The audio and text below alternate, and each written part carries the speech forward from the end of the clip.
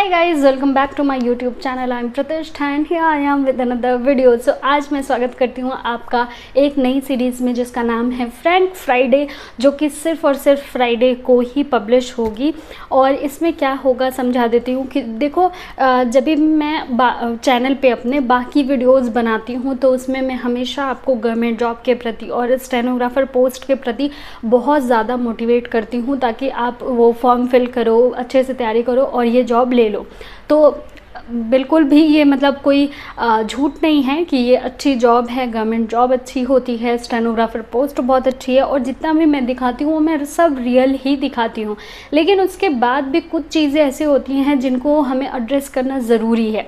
हो सकता है जो चीज़ें मुझे यहाँ पे मिली हो वो चीज़ें आपको शायद ना मिले, या फिर और भी जो स्टेनोग्राफर देश में हैं उनको ना मिले। तो इस पूरे सीरीज़ में मैं बिल्कुल रियल टॉक करूँगी कि क्या क्या मतलब सच्चाइयाँ हैं। हो सकता है कि कुछ कॉन्स के बारे में भी हम बात करें, स्टेनोग्राफर पोस्ट के बारे में या फिर गवर्नमेंट जॉब के बारे में, कि ये कॉन्स भी हैं, ताकि आप बिल्कुल रियलिटी जान के उसके बाद आपको चूज़ करना है। अगर तब भी आपको स्टेनोग्राफर बनना है या फिर तब भी आपको गवर्नमेंट जॉब लेनी है तो आप अच्छे से एनालाइज करके बन सकते हैं। तो ये पूरा जो सीरीज़ है वो ऐसे ही चलेगा, हर फ्राइडे को रिलीज़ होगा। और आप किसी भी वीडियो के कमेंट बॉक्स में हैशटैग फ्रैंक फ्राइडे करके अपने सवाल लिख सकते हैं, अपने टॉपिक्स लिख सकते हैं कि इस टॉपिक के ऊपर वीडियो बनाओ। तो चलिए आज का वीडियो शुरू करते हैं। आज मैं बात करूंगी केबिन्स के बारे में, कि जो स्टेनोग्राफर्स को केबिन्स मिलती है, मुझे भी मिली हुई है, आप मेरे व्लॉग्स में भी देखते हैं, मेरे ऑफिस वीडियो में भी आपने देखा है। एसी रूम बढ़िया मिला हुआ है, उसमें काफ़ी सारी फैसिलिटी भी मिली है। जैसे हमारे बर्तन बहुत अलग होते हैं और मतलब सबको इतना नहीं मिलता है, हमारे बर्तन अलग हैं, हमें जार मिले हुए हैं, हमें खाने पीने के सामान आ जाते हैं और बहुत सारी फैसिलिटीज़ ऐसे हैं। आई एम श्योर कि आपने पहले भी वीडियोज़ में देखा होगा। तो आज मैं यहाँ पे बात करूँगी कि क्या सभी स्टेनोग्राफर, जितने लोग एसएससी या फिर कहीं से भी स्टेनोग्राफर बनते हैं, उनको ये सारी चीज़ें मिलेंगी कि नहीं। तो आइए रियलिटी की बात करते हैं। तो देखिए, सबसे पहले बात करूँगी कि आपकी जो पोस्टिंग है वो दो तरीके से हो सकती है। जब आप स्टेनोग्राफर बनते हो उसके बाद आपकी दो तरीके से पोस्टिंग हो सकती है। कैसे? पहला तो ये है कि जो स्टेनोग्राफर का काम होता है, यानी कि आपको कोई ऑफिसर दिया जाएगा, उसको आपको असिस्ट करना होगा। फिर दूसरा क्या केस है कि आपके जो ऑफिसर हैं उनके साथ एक कोई पीएस पहले से ही लगा हुआ है, आपकी उतनी ज़रूरत वहाँ पे है नहीं, तो इसलिए आपको किसी सेक्शन में डाल देते हैं। सेक्शन में आप टैक्स असिस्टेंट और बाकी जितने पोस्ट्स हैं उनकी तरह आप काम करते हो। तो उसमें आपका स्टेनोग्राफर सिर्फ़ और सिर्फ पोस्ट रह जाती है, सिर्फ़ और सिर्फ आपको स्टेनोग्राफर जैसी सैलरी मिलेगी, लेकिन स्टेनोग्राफर का कोई काम नहीं रहेगा। आपको नॉर्मल जैसे इंस्पेक्टर और टैक्स असिस्टेंट काम करते हैं वैसे काम करना होगा। अब एक चीज़ तो ज़रूर क्लैरिफाई कर दूं कि ये सच बात है कि जो इंस्पेक्टर्स हैं या फिर जो टैक्स असिस्टेंट हैं, जो एसएससी सीजीएल से आते हैं, उनको केबिन नहीं मिलता है। ये सही बात है, मैंने पहले भी आपको बताया है। और मेरे एक ऑफिस के वीडियो पे बहुत सारे ऐसे कमेंट आए कि अरे गलत दिखा रही है कि इंस्पेक्टर को केबिन नहीं मिला है, स्टेनोग्राफर को मिल गया। तो ये लोगों में डाउट रहता है, ये मैं क्लियर कर देती हूँ कि हाँ होता है, स्टेनोग्राफर को मिलता है क्योंकि वो ऑफिसर को असिस्ट कर रहे होते हैं, उनके पर्सनल असिस्टेंट होते हैं। लेकिन इंस्पेक्टर्स को नहीं मिलता है, वो क्यूबिकल में काम करते हैं। ओके, तो ये बात तो क्लियर हो गई। लेकिन अब बताते हैं कि क्या सभी स्टेनोग्राफर जो कि ज्वाइन कर रहे हैं सबको मिलेगा।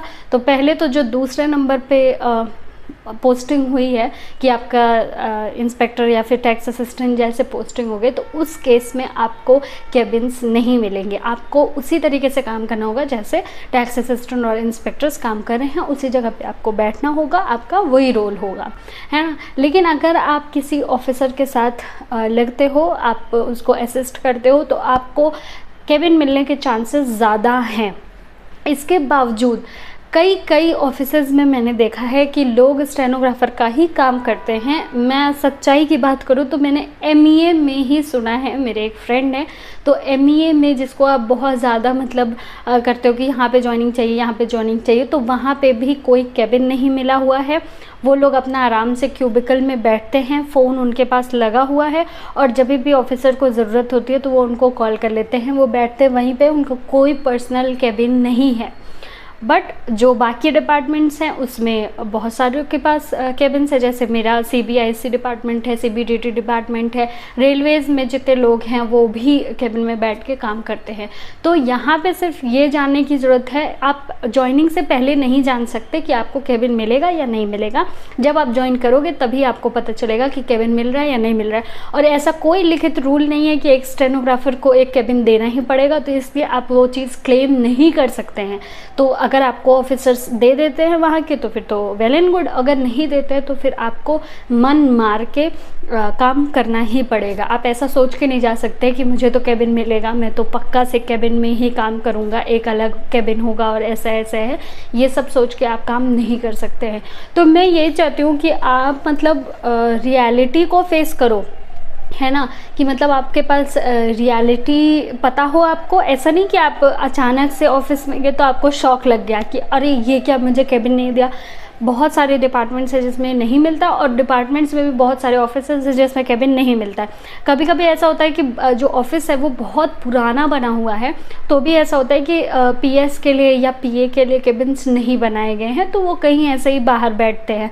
लेकिन जो नए नए ऑफिसेज आजकल बन रहे हैं तो वो ऐसे बनते हैं कि जैसे ऑफिसर का बना उसके बाद ही उसका पर्सनल असिस्टेंट का ऑफिस बन जाता है।